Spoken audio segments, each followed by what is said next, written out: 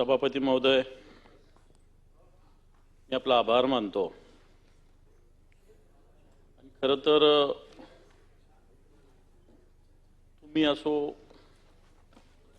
विधानसभेचे अध्यक्ष असो, राज्याचे मुख्यमंत्री असो, दोन्ही उपमुख्यमंत्री असो, या सगळ्यांनी मिळून जी राज्यघटना 75 वर्ष जिला पूर्ण होत आहेत, तिच्याविषयी आपल्या विधिमंडळात एक चर्चा व्हावी। खरं तर याच्यावर अपेक्षा डॉक्टर बाबासाहेब आंबेडकरांनी लिहिलेली ही राज्यघटना, बाकी राज्यघटना होत असताना याच्यावर झालेल्या घटना दुरुस्त्या, आतापर्यंतच्या समजा 106 घटना दुरुस्त्या झाल्या, या सगळ्या असताना आताच्या काळामध्ये ही राज्यघटना, हिचं महत्त्व, जगातल्या सगळ्या घटना आणि या सगळ्यांचा जर विचार केला तर आपली ही राज्यघटना किती महान आहे, किती मोठी आहे, हा एक महत्त्वाचा घटक आहे। कालानुरूप राज्यघटना वेगवेगळ्या दुरुस्त्या, वेगवेगळ्या परिस्थितीनुरूप होत गेलेल्या आहे आणि हे सगळं होत असताना त्या एवढे वर्ष आधी जे जे घटनेमध्ये उल्लेख केलं ते आताही सत्य होतं आणि मला वाटतं काय आवश्यकता होती त्यावेळेस कशा पद्धतीनं या सगळ्या घटना समितीच्या, मग डॉक्टर बाबासाहेब आंबेडकर असेल, डॉक्टर राजेंद्र प्रसाद असतील, यांना झालेलं मला वाटतं याचं आश्चर्य कधी कधी आपल्याला वाटतं। कारण हे भारताचं संविधान आज जगातली सगळ्यात मोठी लोकशाही म्हणून या हिंदुस्थानला गणलं जातं। लोकशाही किती देशात आहे, किती देशात नाही, तिची अंमलबजावणी कशी, मग अमेरिकेची लोकशाही असेल किंवा इंग्लंडची लोकशाही असेल, फ्रान्सची लोकशाही असेल, मग अनेक राज्यक्रांत्या झाल्या, मग अमेरिकन राज्यक्रांती झाली, फ्रेंच राज्यक्रांती झाली, याच्यातून निर्माण झालेली घटना असेल, मग अमेरिकेची मला असं वाटतं 1789ला, फ्रान्सची 1791ला राज्यघटना झाली, मग घटना इंग्लंडची राज्यघटना अलिखित राज्यघटना आहे, आपली घटना ही लिखित घटना आहे, अमेरिकेची घटना ही लिखित घटना आहे, संघराज्य पद्धती, संसदीय लोकशाही पद्धती, या सगळ्या वेगवेगळ्या चर्चेचे मुद्दे आहेत आणि या सगळ्या मुद्द्यामध्ये अमेरिकेची जी अध्यक्षीय पद्धती, इंग्लंडची जी पद्धती आहे, याचं थोडं थोडं कॉम्बिनेशन साधून मला असं वाटतं भारताचं संविधान, कॉम्बिनेशन मी शब्द असा नाही वापरणार की याच्यातल्या काही त्रुट्या त्यांच्या राज्यघटनेतल्या त्या हेरून, शेवटी त्या त्या देशाच्या घटनाही श्रेष्ठच आपण म्हटलं पाहिजे आणि या सगळ्या अमेरिकेची घटना असेल किंवा इंग्लंडची राज्यघटना असेल, जी अलिखित जरी असली तरी तिचा सगळा अभ्यास करून, जगातल्या अन्य लोकशाहींचा अभ्यास करून भारताचं संविधान बनलेलं आहे सभापती महोदय। आणि आज ज्या वेळेस आज कोर्टामध्ये गेलो आपण, तर शिवसेना प्रमुख मान्य बाळासाहेब ठाकरे हे असे नेते होऊन गेले की आज कोर्टात गेल्यावर एखाद्या हिंदूंना आपण गीतेवर हात ठेवायला सांगतो, एखाद्या मुस्लिम बांधवाला आपण कुराणावर हात ठेवायला सांगतो, एखाद्या ख्रिश्चनला आपण बायबलवर हात ठेवायला सांगतो, परंतु शिवसेना प्रमुख मान्य बाळासाहेब ठाकरे असं म्हटले होते, असं म्हटलेलं आहे त्यांनी, हे कशाला तुम्ही गीता, बायबल किंवा कुराण, खरं तर भारताच्या राज्यघटनेवर हात ठेवून खऱ्या अर्थानं शपथ घेतली पाहिजे, बरोबर आहे का? कारण ही एवढी मोठी घटना आहे, राज्यघटना आहे आणि म्हणून या घटनेचं मोठेपण मला असं वाटतं आपले राजकीय मतभेद असले तरी सगळ्यांनी मान्य केलं पाहिजे। मतभेद आपले चालणार आहे, हे काही संपणारे नाहीये, हे रोज कोणत्याही विषयात मतभेद होणार, आपले होत राहतील, झाले पाहिजे, त्याच्याविषयी काय म्हणून काय आपली दुश्मनदाई आहे अशातला काही भाग नाही आहे। पण मला असं वाटतं सकारात्मकरित्या या सगळ्या गोष्टीवर चर्चा होण्याची आवश्यकता आहे। त्यामुळे भारतीय राज्यघटना ही निश्चित या जगामध्ये सर्वश्रेष्ठ राज्यघटना हे आपण सगळ्यांनी मान्य केलं पाहिजे। आणि मग मान्य करत असताना एक भारतीय राज्यघटना मग काय फक्त एक पुस्तक आहे का? मला असं वाटतं नाही। उद्या भले आपल्या विधिमंडळाचं कामकाज कोणत्या नियमानं चालत असेल, संसदेचं कामकाज कोणत्या नियमानं चालत असेल, वेगवेगळ्या डिपार्टमेंटचे कोणते कामकाज चालत असेल, पण सगळ्यात शेवटी आपण येतो या राज्यघटनेवर येतो सभापती महोदय. आणि म्हणून ही राज्यघटना हिच्यावर खऱ्या अर्थानं आपण सगळ्यांनी मिळून चर्चा करण्याचा निर्णय घेतला. मला असं वाटतं उनी काढण्यापेक्षा याचा सभापती महोदय एक या चर्चेचा सार पण आपण काढला पाहिजे आणि संसदेच्या सदनाला सुद्धा आपल्या याच्यात दोन्ही सभागृहात झालेल्या चर्चेचा सार आपण कळवला पाहिजे असं मला वाटतं सभापती महोदय. आणि म्हणून कारण मी सहज इथं शोधत होतो तर राज्यघटना है, कानून की किताब नहीं ये राष्ट्र का दर्पण है, कानून की किताब नहीं ये राष्ट्र का दर्पण है, हर नागरिक के हक का ये पावन अर्पण है. सभापति महोदय, बाबा साहब की मेहनत हर अक्षर में बसी है, लोकतंत्र की ये ज्योति घर घर में जगी है. आज घराघरामध्ये जर बघितलं त्या सर्वसामान्य माणसाला सुद्धा एक अधिकार प्राप्त झालेला आहे.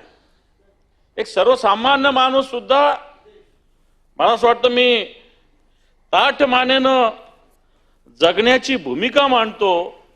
ही भूमिका मांडत असेल तर तो या राज्यघटनेमुळे सभापती महोदयला. आणि म्हणून ही राज्यघटना एवढी महान असताना आपण खऱ्या अर्थानं या राज्यघटनेची महानता जपण्याचा प्रयत्न करतो का नाही करतो हा पण महत्वाचा प्रश्न आहे. कारण ही राज्यघटना महान आहे. जसं आता मला वाटतं गर्जे साहेब म्हटले की हे किती जरी महान असलं तरी हिला महान बनवणं न बनवणं आपल्या जनतेच्या हातात आहे. बरोबर आहे का नाही गर्जे साहेब? आणि हे बाबासाहेबांनी म्हटलेलं आहे. उद्या आपणच त्याच्याविषयी कमीपणा, आपणच त्याच्याविषयी काही कमतरता शोधत बसलो तर मला असं वाटतं ही राज्यघटना किंवा त्याच्यात आपण सगळ्यात आधी महान बनू शकणार नाही. त्यामुळे या राज्यघटनेचं मोठेपण हे आपण सगळ्यांनी कबूल करण्याची आवश्यकता आहे. सभापती महोदय, सभापती महोदय जास्त बोलणार नाही, परंतु मला असं वाटतं या भारतीय राज्यघटनेची उद्देशिका आहे सभापती महोदय. याच्यात जे लिहिलेलं आहे ते जर आपण बघितलं, एक सार्वभौम समाजवादी आणि धर्मनिरपेक्ष लोकशाही गणराज्य घडवण्याचा व सर्व नागरिकांस सामाजिक, आर्थिक व सामाजिक न्याय, विचार, अभिव्यक्ती, विश्वास, श्रद्धा, उपासना याचे स्वातंत्र्य, दर्जाची व संधीची समानता असं लिहिलेलं आहे.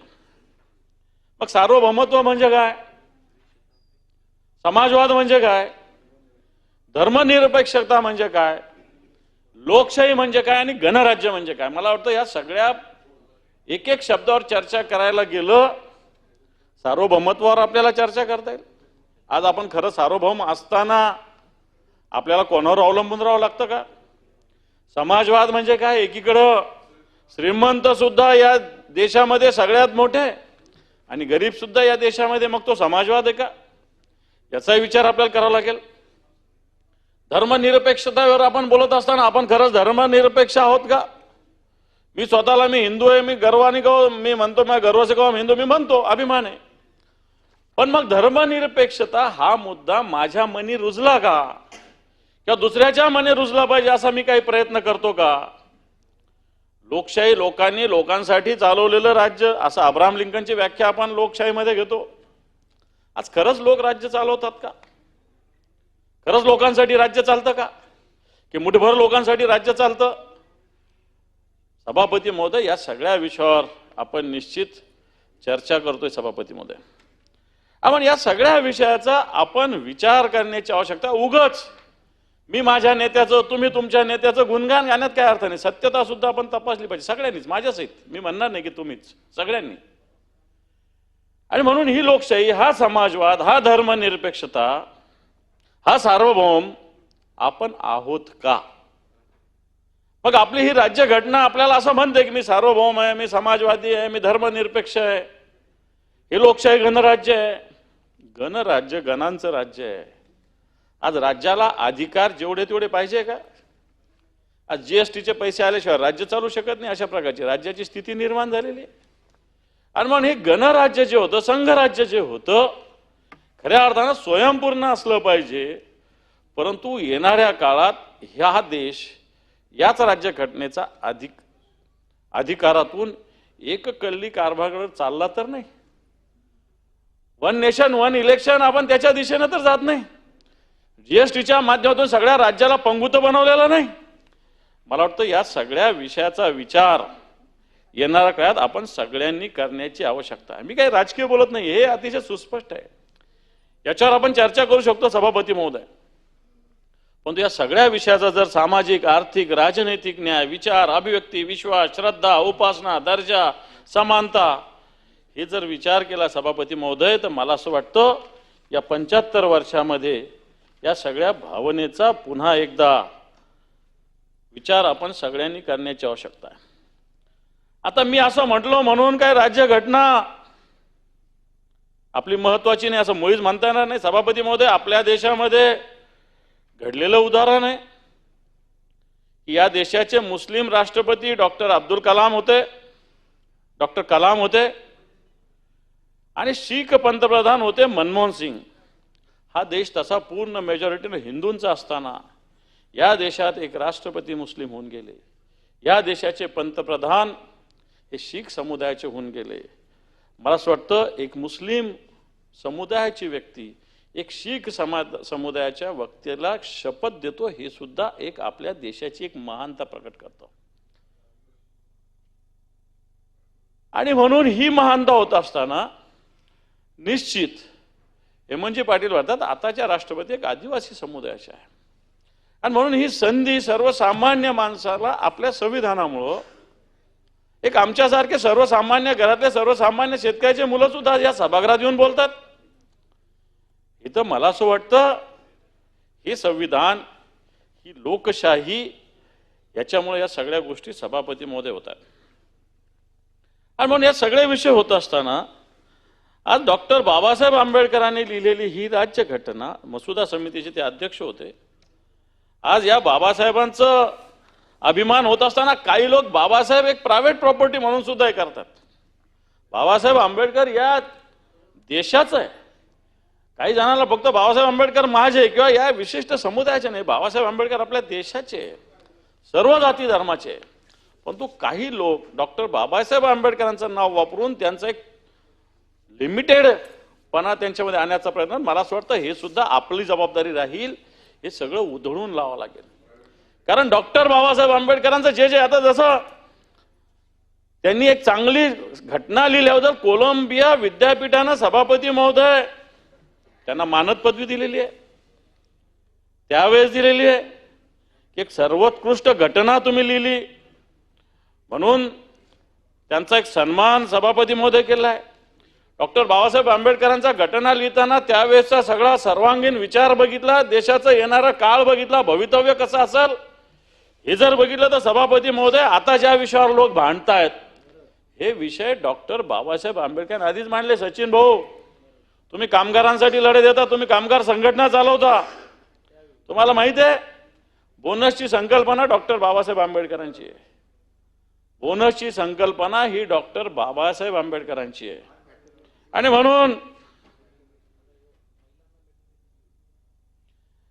आणि म्हणून डॉक्टर बाबासाहेब आंबेडकरांनी कामगारांच्या विषयामध्ये मला असं वाटतं अतिशय महत्त्वाचं लक्ष दिलं आणि समवर्ती सूचीमध्ये या कामगारांच्या विषयाचं रक्षण व्हावं म्हणून डॉक्टर बाबासाहेब आंबेडकरांनी मला असं वाटतं त्यावेळेस या घटनेमध्ये उल्लेख केलेला आहे.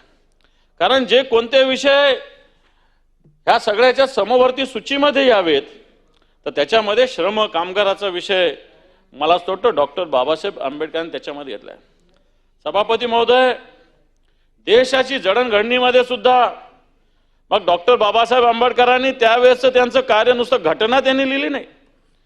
जल आयोगापासून तर नॅशनल थर्मल पॉवर कॉर्पोरेशन असेल, मोठ्या धरणाचं नियोजन असेल, तंत्रज्ञान निपुण, आता एआयचा जमाना आपण बोलतोय, आर्टिफिशियल इंटेलिजन्स, डॉक्टर बाबासाहेब आंबेडकरांनी तंत्रज्ञान निपुण मनुष्यबळाची आवश्यकता त्यावेळेस व्यक्त केली. सभापतीमध्ये कामगाराचं कल्याण आणि हक्काचे कायदे जे आता आपल्याकडे हे मला असं वाटतं बाबासाहेब आंबेडकरांच्या दृष्टीपणाचं एक त्यावेळेसचं पाऊल होतं. आज जे कामगारांना न्याय, ठीक आहे काही ठिकाणी कामगार अन्याय होतात, पण जो काही न्याय मिळतो ते डॉक्टर बाबासाहेब आंबेडकरांनी त्यावेळेचे कायदे निर्माण करण्याचा प्रयत्न केलाय सभापती महोदय.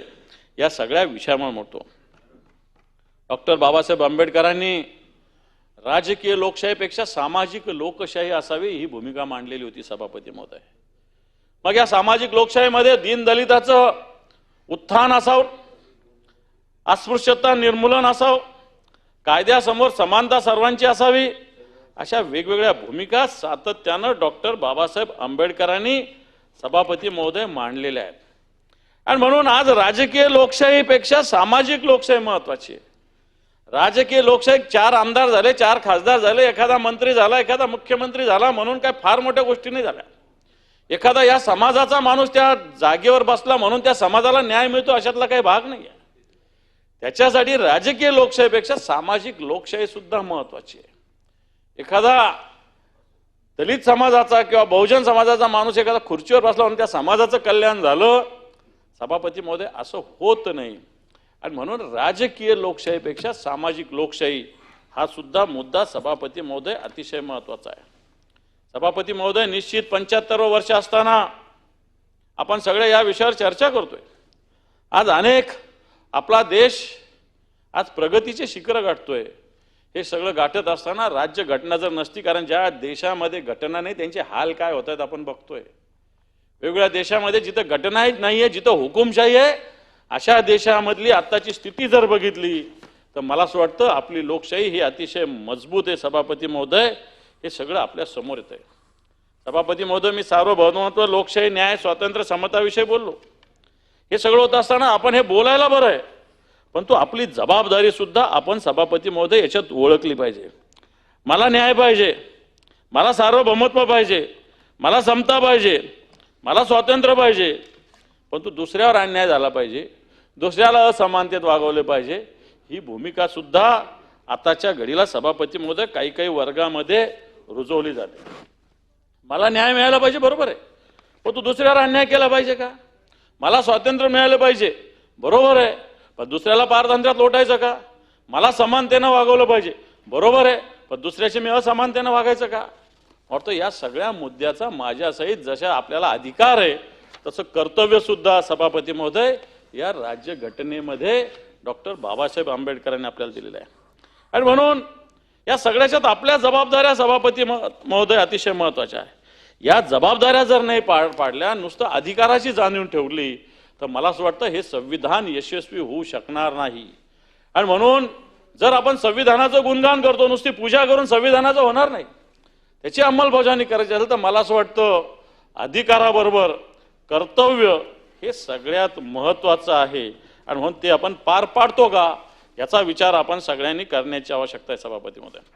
सभापती महोदय, आपण हे सगळं होत असताना आज या देशामध्ये या संविधानाच्या आधारावर हे देश एक मजबूत होण्यासाठी आपण प्रयत्न करतोय. सभापती महोदय, हे होत असताना जसं मी आता आर्टिफिशियल इंटेलिजन्स विषय बोलला सभापती महोदय, आज भारत सरकार असो, भारत देश असो, वेगवेगळ्या योजनेद्वारे एक तंत्रज्ञानाचा वापर करते. सभापती महोदय, सहज आता मोबाईलवर आता एआयचं सगळ्यात युग आलंय, सहज मोबाईलवर एआयचा आपण वापर केला तर बऱ्याच गोष्टी समोर येतात. सभापती महोदय, आधीच्या काळात हे सगळे नव्हते, आता आम्हाला या सगळ्या गोष्टी अवेलेबल आहे. बऱ्याच आमदारांना, खासदारांना आधी लायब्ररीत जाऊन 4-4 दिवस अभ्यास करावा लागायचा. आज ह्या एआयच्या जमान्यामध्ये 15 मिनिटं आधी जरी एखादं शोधलं तर सगळ्या गोष्टी रेफरन्स आहेत मिळतात. सभापती महोदय, परंतु या तंत्रज्ञानाचा वापर मला असं वाटतं सकारात्मकतेनं होण्यासाठी आपण सगळ्यांनी येणाऱ्या काळात सभापती महोदय प्रयत्न करण्याची आवश्यकता आहे. हे सरकार अनेक कल्याणकारी योजना राबवतोय, पण कल्याणकारी योजना राबवत असताना या देशातल्या 82 कोटी लोकांना सुद्धा आज अन्नधान्य द्यावं लागतं आपल्याला. मला वाटतं या देशाच्या अभिमानाची बाब आहे का काय याचा सुद्धा विचार व्हावा. नाही तर आपल्याला असं वाटतं 82 कोटी लोकांना आम्ही अन्नधान्य देतो. अरे पण असा काळ आला पाहिजे की या देशातल्या एकाही माणसाला अन्नधान्य वाटण्याची वेळ आली नाही पाहिजे. अशा प्रकारचा देश स्वयंपूर्ण होण्याची आवश्यकता आहे. मी हे राज्यघटना अँगलनी बोलतोय. मी कोणाला ही योजना अंमलबजावणी केली नाही पाहिजे हा माझा मुळीच हेतू नाही, परंतु हा देश असा निर्माण होण्याची आवश्यकता की एकाही माणसाला कोणाच्या दारात जायची गरज पडली नाही पाहिजे. अशा पद्धतीनं येणाऱ्या काळात मला वाटतं हे नुसतं मी भाषण करून होणार नाही, तर आपल्याला सगळ्यांना या सगळ्या विषयी बोलावं लागेल. सभापती, निश्चित आपल्या देशाचं नेतृत्व, चला राजकीय मतभेद काही असतील आहेच, परंतु आपलं नेतृत्व जागतिक पातळीवर एक ग्लोबल नेतृत्व म्हणून आपल्या देशाच्या पंतप्रधानाचं एक नेतृत्व समोर येते. कारण आम्ही सगळं रोज ऑब्झर्व करत असताना एक आपल्या देशाची प्रतिमा जागतिक पातळीवर एक चांगल्या पद्धतीनं समोर येऊ पाहते. मग वेगवेगळे राज्याचे, देशाचे, वेगवेगळ्या लेवलचे जे सर्वेज होतात, वेगवेगळे मोठे मोठे इंटरनॅशनल पाक्षिक असेल, साप्ताहिक असेल, भूमिका मांडतात, त्याच्यात निश्चित भारताची एक ग्लोबल प्रतिमा येते. परंतु ही ग्लोबल प्रतिमा येत असताना या भारताच्या लोकसंख्येतले करोडो लोक याच्यात किती पद्धतीनं सभापती महोदय सहभागी होतात, हा महत्वाचा मुद्दा आहे. सभापती महोदय, हे सगळं होत असताना आज संविधानाच्या कलमाचं उल्लंघन होतंय, लोकशाही संस्थांवर दबाव आणला जातो, हे सत्य आहे.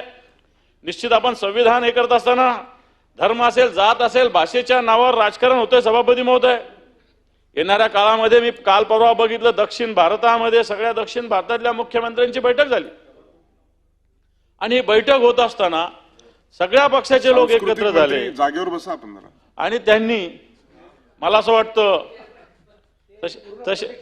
तसे ते काही गिरीश महाजनांसारखं काही करणार नाही. हो, बरोबर आहे, नेहमीच राहता.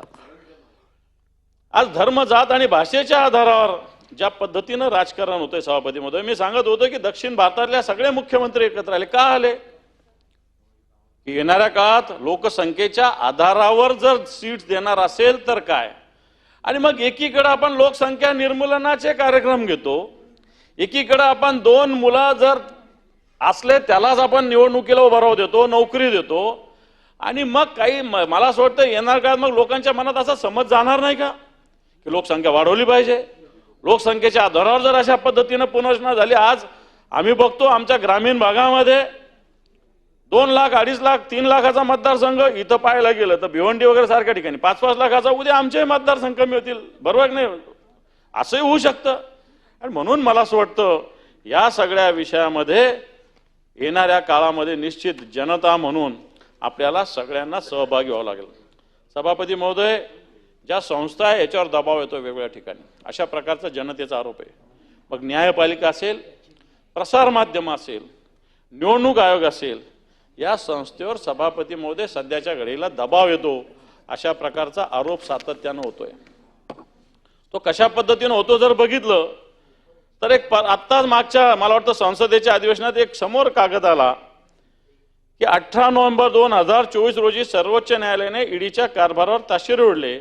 कारण काय, तर गेल्या 10 वर्षात ईडीने एकूण 5000 प्रकरणे नोंदवली, त्यापैकी फक्त 40 प्रकरणं निघाली आहेत. गुन्हा सिद्धीचे प्रमाण 5000पैकी फक्त 40 आहे. सभापती महोदय, म्हणजे सांगण्याचा मुद्दा हा की अशा पद्धतीनं अशा संस्थांवर दबाव आणला जातोय, निवडणूक आयोगावर दबाव आणला जातोय. सभापती महोदय, हे सगळं होत असताना जर अशा पद्धतीनं या स्वायत्त संस्था आपण म्हणतोय, तर मला वाटतं या संस्थेवर कशा पद्धतीनं दबाव येतो. न्यायपालिकेवर दबाव येतोय. सभापती महोदय, या देशाच्या इतिहासात पहिल्यांदा 2018 साली सुप्रीम कोर्टाच्या आवारात 4 जजेसनी पत्रकार परिषद घेतली. सभापती महोदय, आणि ही पत्रकार परिषदेत दबाव येतो न्याय देताना. मला वाटतं जगाच्या इतिहासात, या भारताच्या इतिहासात सुप्रीम कोर्टाच्या जजेसनी पत्रकार परिषद घेण्याचा प्रकार हा पहिल्यांदा घडलाय. सभापती महोदय, सभापती महोदय, मानवी हक्काचं उल्लंघन ठिकठिकाणी होऊ पाहत आहे. मानवी हक्काचं उल्लंघन होत असताना मणिपूर सारखी घटना आपल्या समोर आहे. सभापती महोदय, 2 समाजामधील भांडणं मागच्या 1-1.5 वर्षानं चालू आहे. महिलांची नग्न करून धिंड काढली गेली. सभापती महोदय, हा मला असं वाटतं मानवी हक्काचं उल्लंघन आहे. मी या छोट्या मोठ्या मारामारीच्या भानगडीत जात नाही, पण मणिपूर सारख्या राज्यामध्ये महिलांची धिंड काढली जाते. मला असं वाटतं हा मानवी हक्काचं उल्लंघन आपल्या देशामध्ये होतंय. आणि मग आपण जगण्याचा अधिकार आहे म्हणतो, मानवी हक्काचा अधिकार आहे म्हणतो. सभापती महोदय, आणि जर मणिपूरमध्ये अशा घटना होत असेल, या राज्याच्या मुख्यमंत्र्याला राजीनामा द्यायला 1 वर्ष लागलं. सभापती महोदय, आणि म्हणून आपण या सगळ्या गोष्टी कशा पद्धतीनं करतो. सभापती महोदय, मागच्या काळामध्ये एक घटना घडली. बिल्किस बानो नावाच्या एका महिलेला 5 महिन्याची गर्भवती असताना तिच्यावर बलात्कार घडला 2002ला. सभापती महोदय, याच्यातल्या आरोपींना 2008ला जन्मठेप झाली. सभापती महोदय 16 ऑगस्ट 2022ला याची जी जन्मठेपेची शिक्षा याच्यातून सुटका झाली सभापती महोदय, मुदतपूर्व सुटका झाली. या लोकांचं असं स्वागत केलं, यांनी कोणती मोठी लढाई जिंकली सभापती महोदय. आणि सुप्रीम कोर्टाकडून विचारणा झाल्यावर असं कळालं की केंद्राकडून शिफारस होती म्हणून या कोर्टाने अशा पद्धतीने सुटका केली. सभापती महोदय, सांगण्याचा मुद्दा हा की हा काही न्याय देण्याचा प्रकार नाही सभापती महोदय. आणि म्हणून हे होत असताना समाजात वेगळ्या पद्धतीने विषमता निर्माण होते. मी सांगितलं की अदानी सारखे एकीकडे मोठे अदानी अंबानी सारखे लोक आहे, एकीकडे रस्त्यावर झोपणारे लोक आहे, ज्यांना 2 वेळेचं अन्न मिळत नाही, अशा प्रकारचे लोक सभापती महोदय या देशामध्ये. आणि म्हणून येणाऱ्या काळात राज्य घटनेचा अभ्यास करताना, विचार करताना सभापती महोदय हे महत्वाचं आहे. सभापती महोदय, मागच्या काळामध्ये कृषी कायदे झाले. या कृषी कायद्याला विरोध करताना 700 शेतकऱ्यांचा मृत्यू झाला सभापती महोदय. 700 शेतकरी, यांना खलिस्तानी म्हटलं गेलं, यांना पाकिस्तानी म्हटलं गेलं, यांना आतंकवादी म्हटलं गेलं. आणि या शेतकऱ्यांना खऱ्या अर्थानं यांनी कृषी कायद्याला विरोध केला होता, याच्यावरती काही केलं नव्हतं. परंतु यांच्यावर असे आरोप सभापती महोदय या कृषी कायद्याच्या निमित्तानं या देशामध्ये झाले होते सभापती महोदय. सभापती महोदय, मी आता सांगत होतो की या देशामध्ये 35 कोटी लोक आहे की ज्यांना 2 वेळेचं जेवण मिळत नाही सभापती महोदय. 82 कोटी लोकांना आपल्याला अन्नधान्य द्यावं लागतं. आणि एकीकडं देशाचं सरकार अदानींचं 75,000 कोटी रुपयाचं कर्ज माफ करतं सभापती महोदय. आणि एकीकडे 35 कोटी लोक आज उपाशी झोपतात. अशा प्रकारची सभापती महोदय आज स्थिती आहे. एकीकडं ज्या तामिळनाडूचा एक नायर समुदाय सभापती महोदय, आर्मीमध्ये या समुदायाचे खूप मोठ्या संख्येने लोक आहे. या लोकांना आपल्याकडे मिनी पाकिस्तान म्हणून आपल्या राज्याचे एक मंत्री बोलतात. मला वाटतं या प्रांताचा हा अपमान आपल्या राज्यातून होतोय सभापती महोदय. आणि मी हे या अँगलने सांगतोय की घटना, संविधान, राज्य घटना या सगळ्या होत असताना मला असं वाटतं येणाऱ्या काळामध्ये या संविधानाचं संरक्षण करणं हे येणाऱ्या काळात आपली सगळ्यांची जबाबदारी सभापती महोदय. याच्यासाठी सरकार सुद्धा तेवढं जबाबदारीचं असलं पाहिजे सभापती महोदय. सरकाराच्या जबाबदारीबरोबर जनतेचा सहभाग सुद्धा असला पाहिजे. जेव्हा सरकार जबाबदारी पार पाडत नाही तेव्हा जनतेनं सुद्धा रस्त्यावर उतरून याला विचारलं पाहिजे सभापती महोदय. आणि म्हणून या सगळ्या विषयामध्ये मला असं वाटतं ही सगळी भूमिका जनतेची आणि सरकारची. सभापती महोदय, 370 कलमाचा उल्लेख मला वाटतं मनीषाताईंनी याच्यामध्ये केलेला आहे. 370 कलम, जहां हुए बलिदान मुखर्जी वो कश्मीर हमारा, ही घोषणा तेव्हा दिली जात होती. एक देश में 2 विधान 2 निशान नहीं चलेंगे, ही भूमिका दिली जात होती सभापती महोदय. सभापती महोदय, निश्चित हे 370 कलम हे जो जम्मू काश्मीरचा विशेष दर्जा होता तो या कलमानं नष्ट करण्यात आला. आणि हे चांगलं झालंय सभापती महोदय. कारण आपण तिकडे जायचं तर काय आता काश्मीर, तिथं जम्मू काश्मीर आकाशवाणी होतं, काश्मीरचा पंतप्रधान होता, काश्मीरचे लोक तुम हिंदुस्तान से आहे का विचारायचे, अशा प्रकारची स्थिती होती. आणि म्हणून 370 कलम रद्द झालं, हे चांगलं झालं. आणि मला ही भूमिका घेत असताना निश्चित एक विधान एक प्रधान, एक देश में एक विधान एक प्रधान राहायला पाहिजे, ही भूमिका सातत्यानं होती. या भूमिकेला शिवसेना म्हणून आम्ही सातत्यानं सपोर्ट केला आहे. नव्हे, ही सुद्धा शिवसेनेची भूमिका सातत्यानं शिवसेना प्रमुख मान्य बाळासाहेब ठाकरेंची राहिलेली आहे. आणि म्हणून हे निश्चित चांगलं झालं आहे. हे राज्य घटनेच्या ताकदीमुळे होऊ शकलेलं आहे. नाही तर 370 कलम रद्द होत नव्हतं. सातत्यानं ही भूमिका 370 कलमाची सातत्यानं मांडली जात होती सभापती महोदय. निश्चित, कारण जम्मू काश्मीरच्या नागरिकाला वेगळा दर्जा आणि बाकीच्या राज्याला वेगळा दर्जा हा तर काही शक्य नाही. आपण जर एका देशात राहतो तर सगळ्यांना कायदेशीर समानता असली पाहिजे. भले तो काश्मीरचा माणूस असेल, भले तो महाराष्ट्राचा माणूस असेल, मग ते सगळे नागरिक एक आहे. आणि म्हणून निश्चित हे या राज्य घटनेमुळं मला असं वाटतं निश्चित झालंय.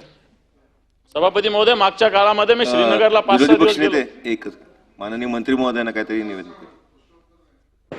अतिशय चांगला एक मुद्दा आपण उपस्थित केला आणि चर्चा आहे म्हणून मी फक्त मंत्री असलो तरी चर्चेत सहभागी व्हायला उभा राहिलोय. सभापती महोदय, माननीय विरोधी पक्ष नेत्यांनी अतिशय चांगला मुद्दा मांडला आणि 370 केल्यामुळे राज्य घटनेचा ताकद काय आपल्याला कळली. त्याचं फक्त एक उदाहरण बसा ना आपण. सभापती महोदय, खरं तर या देशामध्ये संपूर्ण देशभर म्हणजे ज्याला आपण म्हणू काश्मीर से कन्याकुमारी तक आपल्या परमपूज्य भारतरत्न डॉक्टर बाबासाहेब आंबेडकर यांनी प्रामुख्याने निर्माण केलेली घटना ही इम्प्लिमेंट पहिल्यांदा झाली असेल तर ती 370 नंतर झाली. पहिल्यांदा झाली ती 370 कलम गेल्यानंतर झाली, 35 एबॉलिश केल्यानंतर झाली. बाबासाहेबांच्या प्रयत्नांना संपूर्ण देशात कार्यान्वयन आणि गती ही या काळातच मोदी सरकारने केलेल्या 370 घटना काढल्यामुळे झाली. ती कशी तर सभापती महोदय, या अगोदर जम्मू काश्मीरचा मुख्यमंत्री 370 कलम रद्द होण्याआधी, मला बोलू द्या ना, तेवढीच संधी मला मिळाली आहे. 2 मिनिटात पूर्ण करतो, तेवढा तुम्हाला आराम पण मिळेल. तो 370 कलम होण्याआधी जम्मू काश्मीरचा मुख्यमंत्री सभापती महोदय ज्या संविधानावर हात ठेवून शपथ घ्यायचा ते बाबासाहेबांचं संविधान नव्हतं, आपलं संविधान नव्हतं. ते पहिल्यांदा हा मुख्यमंत्री झालाय ह्या निवडणुकीनंतर की जो किंवा जे ज्या संविधानावर शपथ घेऊन शपथ घेत आहेत ती बाबासाहेबांची आपली संविधान आहे. सभापती महोदय, केवळ तेवढंच नाही, तिकडचा जम्मू काश्मीर उच्च न्यायालयाचा चीफ जस्टिस आजपर्यंत शपथ घेत होता 370च्या अगोदर ती बाबासाहेबांनी निर्माण केलेल्या आपल्या भारताच्या संघटनेवर नव्हता. आता पहिल्यांदा 370 नंतर तो बाबासाहेबांनी निर्माण केलेल्या आपल्या घटनेवर हात ठेवून मुख्य न्यायाधीश शपथ घेत आहे. केवळ तेवढंच नाही सभापती महोदय, आपल्याला माहिती आहे ट्रान्सफर ऑफ जजेस, एखादा जज मुंबईतना हैदराबादला जातो, हैदराबादचा कर्नाटकला जातो, तसा जो जेव्हा जम्मू काश्मीरला जायचा त्यावेळेला इथे शपथ घेताना तो आपल्या बाबासाहेबांच्या संविधानावर घ्यायचा. तिकडे गेल्यावर मात्र 370च्या आधी वेगळी त्या ठिकाणी घटना होती. आता पहिल्यांदा तो बाबासाहेबांच्या घटनेवर शपथ घेतोय आणि त्यावर 370 कलम जाणं याचा अर्थच आपल्या बाबासाहेबांची घटना संपूर्ण देशात लागू होण्याचा आहे आणि म्हणून त्यांनी केलेला उल्लेख अतिशय स्तुत्याने योग्य आहे. एवढंच मला ऍड करायचं होतं. सन्माननीय विरोधी पक्षनेते आशिषजी, मला थोडा रेस्ट दिला, थँक्यू. 370 कलमावर आशिषजींनी भूमिका मांडली.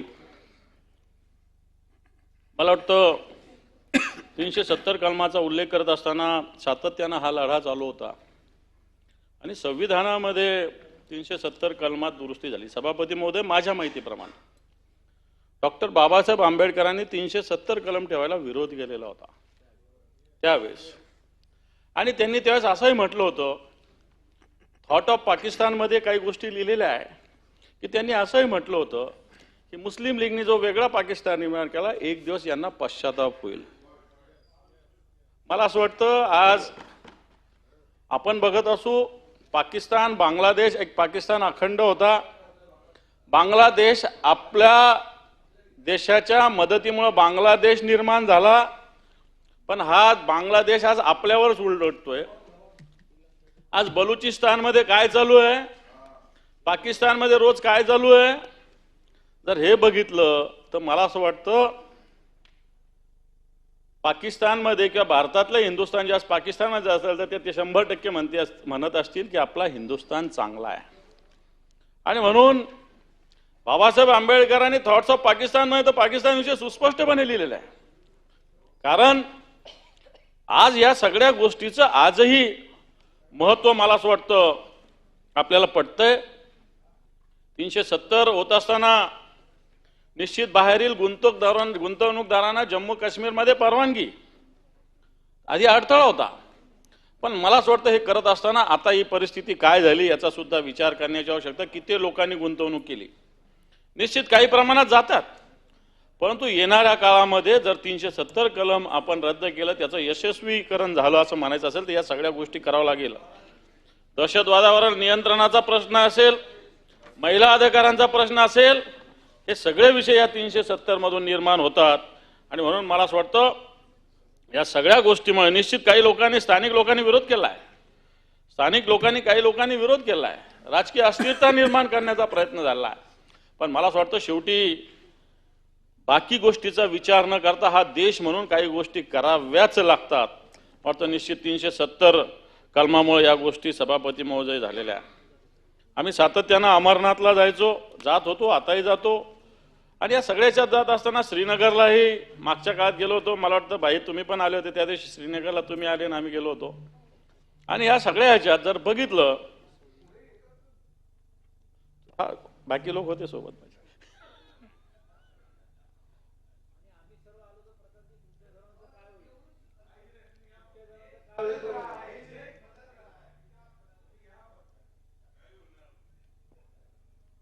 आपलं महाराष्ट्रात विषय, बाहेर काय प्रॉब्लेम आहे आपला?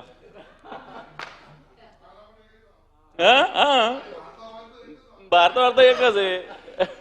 त्याच्यामुळे काय प्रश्न आहे? इथं महाराष्ट्रात आपलं, बाहेर काय विषय आपले? बाहेरच्याला तर आपल्याला महाराष्ट्रात सांगावं लागेल ना, मी त्याचा थोडी म्हणावं लागणार आहे. अरे म्हणून ज्या पद्धतीनं 370 कलम रद्द झाल्यानंतर, परंतु सभापती महोदय आजही या ठिकाणी दहशतवादी कारवाया काही थांबलेल्या नाही. मला वाटतं त्या विषयाकडे सुद्धा या राज्यघटनेच्या इतकं नक्की की जनतेमध्ये एक आत्मविश्वास निर्माण झालाय, मुक्तपणे जनता फिरू शकते, हे इतकं सत्य आहे. कारण आम्ही त्याच्यात वेगवेगळ्या ठिकाणी अमरनाथला जात असताना कशा पद्धतीनं सुरक्षिततेत न्यायचे आणि आता कसं मुक्तपणे श्रीनगरला फिरलो. मला वाटतं या गोष्टी मागच्या काळात घडलेल्या आहे सभापतीमध्ये. मी आधीच केलं, तुम्ही उशिरा आले ना. 370 कलम चांगलंच आहे मी म्हटलं. आणि हे होत असताना मला असं वाटतं आता आपण AI वर पुन्हा येऊ. संविधानात नागरिकांचा मूलभूत अधिकार आहे. हा अधिकार असताना AI ही एक मला असं वाटतं येणार का दुधारी तलवार सभापती महोदय बनू शकते. याच्यातून मग गोपनीयतेचा अधिकाराचे भंग होऊ शकतो, डेटा संरक्षणाचे कायदे निर्माण होऊ शकतात. आणि या सगळ्या विषयामध्ये आपल्याला लक्ष देण्याची आवश्यकता सभापती महोदय पडणार आहे. आणि म्हणून सभापती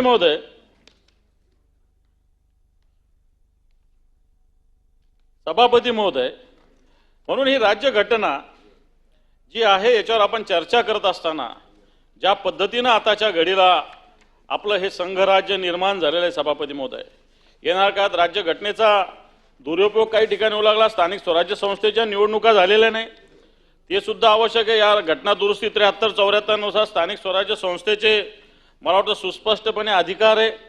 ते सगळे मला असं वाटतं त्याच्याकडे लक्ष देण्याची आवश्यकता आहे.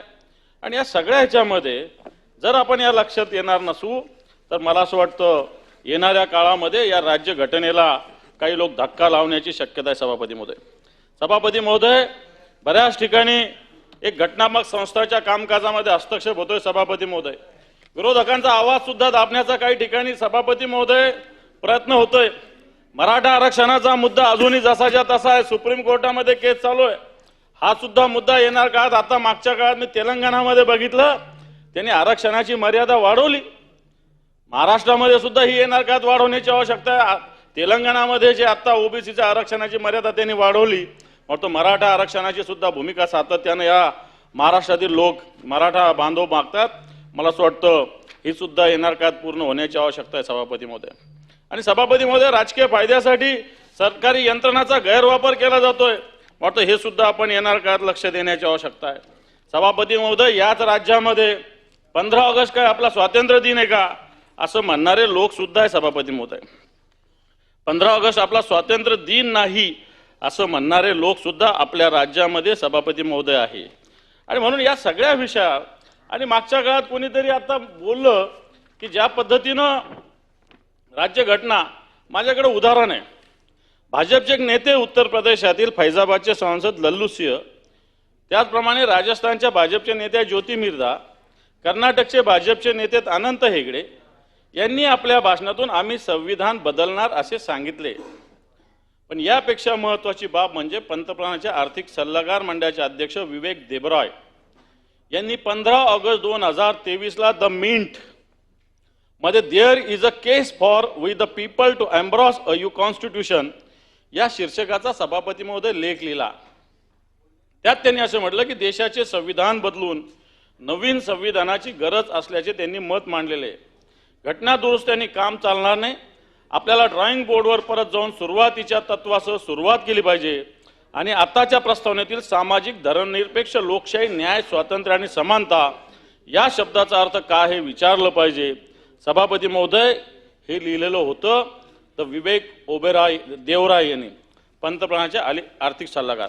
सभापती महोदय, सगळ्यांनी खूप भूमिका मांडल्या, मी जास्त बोलत नाही. आणि म्हणून ही राज्यघटना खऱ्या अर्थानं आपल्याला मजबूत करण्याची जबाबदारी सगळ्यांची आहे. तुम्ही पण म्हणू नका की तुम्ही विरोधी पक्षात आहे, तुमचं काय. आम्ही पण म्हणणार नाही तुम्ही सत्तेवर काय. ही जबाबदारी येण्याची आवश्यकता आहे. कारण या राज्यघटनेनुसार प्रत्येक अधिकार, प्रत्येकाला, प्रत्येक नागरिकाला अधिकार आहे. आज ठिकठिकाणी वेगवेगळे, मी व्यक्तिगत मुद्द्यावर कोणाच्या जात नाही, परंतु मला असं वाटतं ही लोकशाही मजबूत करण्याची आपली जबाबदारी. सभापती महोदय, डॉक्टर बाबासाहेब आंबेडकरांनी लिहिलेली ही राज्यघटना ज्यांनी जगामध्ये आपलं नाव बनवलेलं आहे, एक बुद्धिमान म्हणून, एक हुशार म्हणून, एक विद्वान म्हणून डॉक्टर बाबासाहेब आंबेडकरांनी अतिशय परिश्रमानं बनवलेली ही राज्यघटना आहे. सभापती महोदय, आज दीनदलित असेल, दुबळा असेल, अल्पसंख्याक असेल, याचं संरक्षण करणं आपलं काम आहे. बहुजनांचं संरक्षण तर सगळे करू शकतात. मला वाटतं मग वेगवेगळ्या ठिकाणी प्रशासनात असेल संरक्षण करावं लागेल, दीनदुबळे असेल संरक्षण करावं लागेल, महिला असेल संरक्षण करावं लागेल. संरक्षण म्हणजे उपकार नाही, आपली जबाबदारी म्हणून या गोष्टी कराव्या लागेल. सभापती महोदय, आणि म्हणून मला असं वाटतं संविधानावर आपण 75व्या वर्षी होत असताना हे संविधान नुसतं 75 वर्ष नव्हे, तर मला वाटतं 75 वर्षाच्या वर हजारो वर्षे संविधान राहिलं पाहिजे. आणि या संविधानाची शक्ती आपण सगळ्यांनी मजबूत केली पाहिजे. सभापती महोदय, सभापती महोदय, या घटनेवर अनेक हल्ले होतात. मी सांगितलं, मणिपूरची केस सांगितली, वेगवेगळ्या घटना मी सांगितल्या, अधिकार सांगितले, वेगवेगळ्या गोष्टी सांगितल्या. मी हे होत असताना वेगवेगळ्या महापुरुषावरच्या टीका टिप्पण्या, मी राजकारणात जात नाही, परंतु हे सगळं होत असतानाही मला या घटनेवर किती हल्ले होत असताना ज्या पद्धतीने ही घटना मजबूत झालेली आहे. मी एक कविता, आमचे शाहीर वामनदादा कर्डक होते आमच्याकडचे, यांची एक आम्ही तुफानातले दिवे नावाची कविता आहे, ती वाचून मी माझं संविधानावरचं बोलणं संपवतो. सभापती महोदय, तुफानातले दिवे आम्ही तुफानातले दिवे, तुफान वारा पाऊस धारा मुळीनं आम्हा शिवे. हल्ल्यावरती होती हल्ले, म्हणजे घटनेवर अनेक हल्ले होत असतील. हल्ल्यावरती होती हल्ले, अभंग आमुची बाले किल्ले, असाच टाठर आमुचा माथा जरान खाली लवे. आम्ही झुकणार नाही काही जरी झालं तरी. हाय बिचारा दुबळा वारा, हाय बिचारा दुबळा वारा, निर्दयतेने करीतो मारा, या वाऱ्याने मावळणारी जात आमची नव्हे, जात आमची नव्हे, असाच ताठर माथा आमचा जरान खाली लवे. तथागताच्या चिरंतनातून मानवतेच्या कणाकणातून, भीमयुगाच्या निरांजनातून तेल मिळावे नवे, असाच ताठर माथा आमचा जरान खाली लवे. काळ्या धरणीवरचे काळे काळाने विणलेले जाळे, करील काळे आपुले आता काळ्या करणी सवे. एक दिव्याने पेटवलेले धरतीसाठी पाठविलेले, काळ्या राणी अखंड येथे फिरती आमची थवे. जळू परंतु धरती उजळू. सभापती महोदय, जळू परंतु धरती उजळू, प्रकाश येथे असाच उधळू. जळू परंतु धरती उजळू, प्रकाश येथे असाच उधळू. सदा चांदणे सुखी नांदणे, सदा चांदणे सुखी नांदणे, हेच आम्हाला हवे. असाच ताठर माथा आमचा जरान खाली लवे, जरान खाली लवे. निश्चित ही राज्य घटना खाली न लावता ही मजबूतीने उभा करण्याचं आपण काम सगळे मिळून करू, एवढं सांगतो आणि थांबतो. धन्यवाद सभापती. आता रिप्लाय सन्माननीय